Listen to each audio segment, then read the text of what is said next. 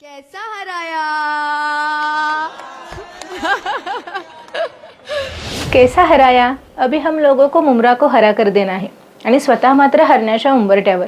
मुंब्र्यातील AIMIMच्या आक्रमक नगरसेविका सहर शेख सध्या मोठ्या संकटात सापडल्या आहेत. त्यांचं नगरसेवक पद धोक्यात आले.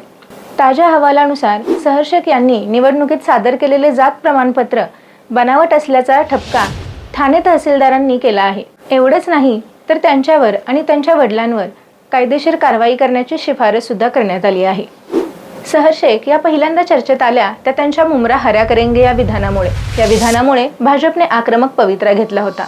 या वादात अखेर सहर शेख यांना पोलिसांसमोर लेखी माफी मागावी लागली होती. सोशल मीडियावर लाखो फॉलोअर्स असलेल्या सहर शेख यांनी जितेंद्र आव्हाड यांच्या बालेकिल्ल्यात AIMIM कडून निवडणूक जिंकून सर्वांचे लक्ष वेधून घेतले होते. मात्र आता या कायदेशीर कारवाईमुळे मुंब्र्यातील राजकारणात खळबळ उडाली आहे. सहर शेख यांचं पद जाणार की न्यायालयातून दिलासा मिळवणार? तुम्हाला काय वाटतं? कमेंट्समध्ये नक्की कळवा.